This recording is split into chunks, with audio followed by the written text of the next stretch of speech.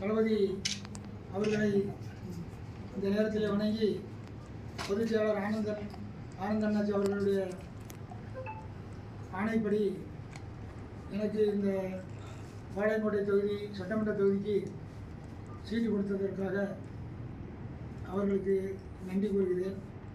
மேலும் இந்த பாளையங்கோட்டை தொகுதியை ஒரு சிறந்த தொகுதியாக மாற்ற வேண்டும் என்று ஒரு நல்ல முடிவெடுத்து தளபதி அவர்கள் என்னிடம் ஒரு ஆணையிட்டிருக்கிறார்கள். எப்படி செய்வீர்களோ தெரியாது. அதாவது பாளையங்கோட்டை மட்டுமல்ல, ஒவ்வொரு மாவட்டமும் நம்மளுடைய ஒரு ஊழல் இல்லாத ஆட்சி மலர வேண்டும், நல்ல சாலை வசதி செய்து கொடுக்க வேண்டும், நல்ல குடிநீர் கொடுக்க வேண்டும், நல்ல கல்வி கொடுக்க வேண்டும், மக்களுக்கு எதெல்லாம் தேவையோ அடிப்படை வசதிகள் எல்லாம் நாம் செய்து கொடுக்க வேண்டும் என்று தளபதி அவர்கள் ஆணையிட்டிருக்கிறார்கள். இன்னும் பல திட்டங்களை அவர்கள் எடுத்து கூறுவார்கள். இன்னும் ஒவ்வொரு இடத்துலையும் போகும்போது அவர்களுடைய கோரிக்கைகளெல்லாம் எல்லாம் வைத்துக் கொண்டிருக்கிறார்கள். ஒவ்வொரு பொதுக்கூட்டங்களிலும் 10-15 கோரிக்கைகளை வைத்திருக்கிறார்கள். இன்னும் இப்போ பாளை பகுதிக்கு 8ஆம் தேதி வர இருக்கிறார்கள். பாளை பகுதிக்கு 8ஆம் தேதி வர இருக்கிறார்கள். அது இன்னும் கரெக்டான ஒரு டைம் கொடுக்கவில்லை.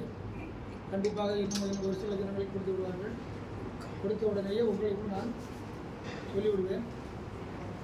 இந்த பொதுக்கூட்டத்திலையும் அவர் பல கோரிக்கைகளை வைப்பார்கள்.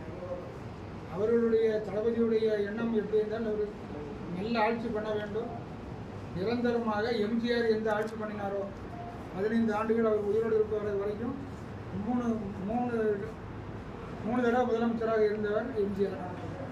அதே போல் யாரும் இருந்ததில்லை. அதே மாதிரி நம்ம தளபதி ஆட்சியும் 3 முறை இல்லை 4 முறை இல்லை, தளபதியுடைய ஆய்வு காலம் வரைக்கும் நாங்கள் தான் தமிழகத்தை ஆள்வோம் என்பதை இந்த நேரத்திலே உங்களுக்கெல்லாம் உறுதியாக சொல்கிறேன்.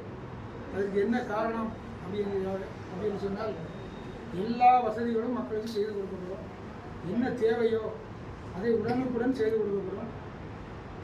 அதாவது ஒரு ஊழலற்ற ஆட்சியை கொண்டு வர முடியும் எங்களால். அதாவது அந்த ஊழல் பணத்தை மக்களுக்கு செலவு பண்ணணும். அதுதான் தலைவருடைய நோக்கம், வேறு நோக்கமே கிடையாது. இன்றைக்கி ஒரு பெரிய ஊழல் நடந்துட்டு இருக்கு. ஒரு பல கோடி, அதாவது 1000 கோடி 2000 கோடிங்கிறது இல்லை. இன்றைக்கி ஒரு 3500 கோடி ஊழல் நடந்தது இந்த திமுக ஆட்சியில். இந்த ஊழல் எல்லாம் இல்லாமல் அந்த பணத்தை எடுத்து மக்களுக்கு நல்லதை செய்ய வேண்டும் என்பதுதான் தலைவருடைய நோக்கம். இதை கண்டிப்பாக செய்து முடிப்போம்.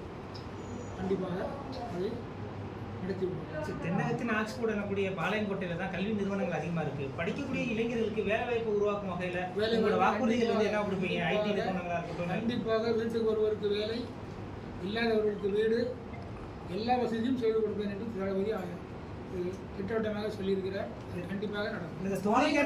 என்னென்ன வேணும் நீங்கள் பாளையங்கோட்டையில் இப்போ சாலை வசதி இல்லை. பாளை கால்வாய் சுத்தம் பண்ணணும். தாமிரபரணி ஆறு எல்லா ஆட்சியிலையும் சுத்தம் பண்ணணும். நல்ல ஒரு சாக்கடை கலக்காத நீரை கொண்டு வரணும் என்று தான் எல்லோருடைய ஆசையும் இருக்கிறது. எல்லாரும் அதை ஒரு கோரிக்கையாக வைக்கிறார்கள், ஆனால் செய்வதில்லை. அதில் பல ஊழல்கள் தான் நடந்து கொண்டிருக்கிறது. அந்த ஊழல் நடக்காமல் அதை நாங்கள் செய்து முடிப்போம். 5 ஆண்டுகளுக்கு தளபதிகள் இல்லைன்னா எல்லா கோரிக்கைகளையுமே ஒரு ஆண்டுக்குள் நீங்கள் செய்து முடிப்போம் என்று சொல்லுங்கள். இந்த திட்டமாக இருந்தாலும் கண்டிப்பாக எல்லாமே நாங்கள் செய்வோம். உங்களுக்கு அழுத்தம் எது இருக்கா சார்? விஜய் வருகை முன்னிட்டு இடம் தேர்வு அதில் ஏதாவது அழுத்தம் எது கொடுக்குறாங்க? மறைமுகமாக ஆளுங்கட்சி தரப்பு அழுத்தமே இல்லை. 7ஆம் தேதி 8ஆம் தேதி 8ஆம் தேதி எத்தனை வேட்பாளர்கள் ஆதரிச்சு விசாரணை பண்ணுறாங்க? அதெல்லாம் இன்னும் கரெக்டாக சொல்லலை. அது இன்னும் ஒரு நாள் 2 நாள் சொல்லுவாங்க. நாங்கள் 2 இடம் தேர்வு பண்ணியிருக்கிறோம். ஒன்று கெங்கேகொண்டான் பக்கம், சிப்காட் பக்கத்தில், இன்னொன்று நம்ம ராஜகோபாலபுரம் பக்கம் நார்மல் பைபாஸ். 2 இடம் தேர்வு பண்ணியிருக்கிறோம். 2 இடத்துக்குமே பெர்மிஷன் வாங்க சொல்லியிருக்காங்க. அது எந்த இடம் அவங்க கமிஷனர் தேர்வு பண்ணுறார்களோ அந்த இடத்துல கண்டிப்பாக அப்ளை பண்ணியாச்சா? பர்மிஷனுக்கு அப்ளை பண்ணியாச்சா? பண்ணி 8ஆம் தேதி கன்ஃபார்ம். 8ஆம் தேதி. உங்க தலைவர் வந்து திமுக தான் முதல் எதிரின்னு சொல்லிட்டு இருக்காங்க. பாளையங்கோட்டை தொகுதி வந்து எப்பவுமே திமுக வசந்தம் இருக்கு. இது எப்படி நீங்க அதை பீட் பண்ணி வரணும்னு நினைக்கிறீங்க? கண்டிப்பாக